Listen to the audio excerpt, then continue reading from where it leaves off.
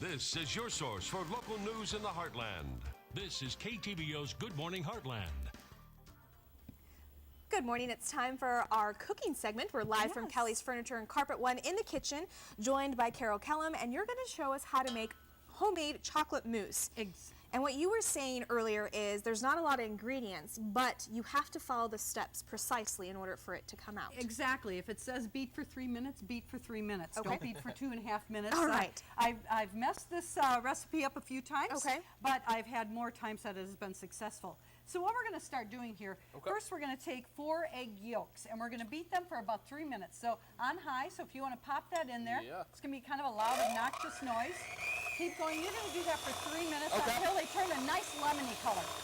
What we did here for you, Ella, is we put 1 cup of whipping cream and we're warming that up and bringing it to not a boil, but we're just bringing it up to a hot heat. Okay. And so we're going to be stirring that. Okay.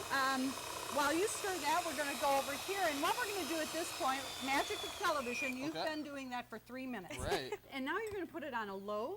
Okay. You're going to put it back in. You're just going to put it on a little low, and you're slowly going to add a 1/4 cup of sugar to this. Okay. And just go ahead and beat it up, and again, beat it for 3 minutes. No more, no less. Okay. And so while you're doing this, we're going to add this in. Again, magic of television, we've been doing that for 3 minutes. That's a nice heat. So what we're going to do is we're going to take this and we're going to add half of our heated whipping cream in. And we're going to slowly stir that in. Don't get carried away quick here. You don't want to make scrambled eggs. Exactly. You don't want heated eggs. We're going to stir that up, and then what we're going to do is take what you've stirred in with your egg yolks and your whipping cream, and put it and back you're going to stir it back into the other half of the whipping cream. Okay. And what you're going to be doing here is you're going to be constantly stirring this on a medium heat for 5 minutes. Constantly stir. Don't walk away and think you can do something. It could get a little nasty on you. Okay. So we're going to pretend that this has been 5 minutes, and this has been going on. And to this, I'm going to have you dump 8 ounces of dark baking chocolate. Okay. And you're going to dump that in there. All of it? Yeah, all of it. We're going to also dump this one in here. Okay. A lot of chocolate. And we're going to stir this chocolate until it melts in that pan. Just and becomes a nice creamy. Continue to stir, continue to stir. Okay. And when that is finished, you're going to transport that into a bowl, and you're going to cover it with some saran wrap, and you're going to put it in your refrigerator for about 2 hours. Don't put it in the freezer. I've done that once. Don't do that. It goes into the refrigerator. Now, by the magic of television, we have some right here. We have some of that right here. Okay. And what's going to happen is you're going to put that in the refrigerator for 2 hours. It's just going to kind of become stiff. Our next step here is going to be taking a cup and a half of additional whipping cream, and I put it in a chilled bowl. I've had this bowl in the refrigerator for 2 hours. And what you're going to do, I'm going to wipe these off just a little bit. Normally I would rinse them in my sink, but this will be fine. And you're going to whip that on high. Okay. All the way up. Whoa. Yes. And after about 3 minutes, this is going to start forming some peaks to it. It's going to get firm, and go ahead and make sure you're getting it all. There we go. And one thing I have to watch with this one, a mistake I've made, don't use a large bowl. Use a nice medium bowl, because what's happening is you're whipping that air in there to fluff it up and peak it.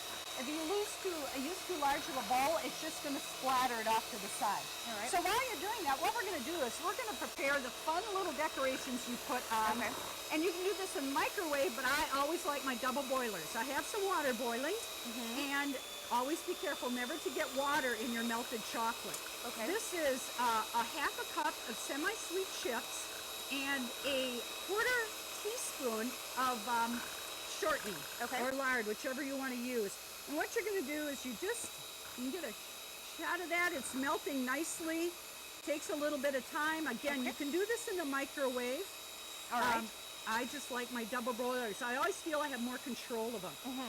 And so I don't mean to rush you, but we're running out of time. No, that's all right. What you're going to do is you're going to grab that bag there, and we're going to take this, wipe off the bottom so you don't get water in it, and we're going to take this, and this is a 2-man job. Okay. You're going to take this chocolate, and you're going to put it in here. Okay. Welcome back. If you're just joining us, we're live from Kelly's Furniture and Carpet One, and we just made some homemade chocolate mousse. And while Carol and Brian continue their process of making the homemade chocolate mousse, we're going to talk about a wine to go with it with Mark. How are you? I am great. Anytime I can talk about wine at this time of the morning, it's going to be a great day. It's going to be a great weekend. The wine, the wine I've chosen to pair with this fantastic dessert is actually a port. And like with any other wine, there's a wide selection of ports available. Okay. Normally, a port is a red wine, although there are white ports, but it's been fortified, normally with brandy. They call it grape spirits. It's been fortified so that, one, it will last a lot longer after it's been opened. Normally, a good red wine will last maybe 12 to 24 hours. A port, you can, you can drink that over the period of a week or so, depending on what style it is. But it is a much higher alcohol content. It's a much sweeter wine. It's normally considered a dessert wine. So for that reason, you pour a much smaller serving of it. So like little shot glasses. A little bit bigger than that, a 2 ounce to a 4 ounce pour. And normally you're going to drink, it's great with chocolates. As you saw Carol early in the morning, sampling a little with chocolate. And so I'm going to pass this on down. And first off, you want to smell it. You want to take an aroma of it. No, I've got a big one. I've got one for you too. Smells like every other wine. No, it doesn't smell like every I don't other drink wine, so that's It why. smells good. I like it. I can tell it's a dessert wine. It smells a little sweeter. It's a little sweeter. You get more of a berry flavor or aroma than you do. And for that reason, I actually like to, even though port glasses are normally smaller, I like to use a little bit larger glass so that you can get the aroma. And it lets it aerate. Right, exactly. Right. See, we have a wine connoisseur there. There we go. I do like wine. So we have less than a minute. So do we want to show off the final product of our homemade chocolate Well, mousse? some of it's cooling yet. I do want to show you Brian's incredible work with chocolate.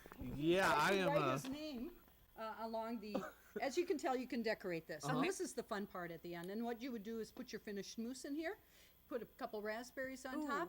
Oh, raspberries and chocolate, and refrigerate it for about an hour before you serve. Perfect. Well, we're going to go ahead and post all of this information on our website. Just go to heartlandconnection.com. Make sure you click on the neighborhood tab. There's a GMH tab at the top that has our featured recipes of the week. We hope you have a wonderful weekend, and we'll see you right back here Monday morning at 5:30 a.m. Bon appetit.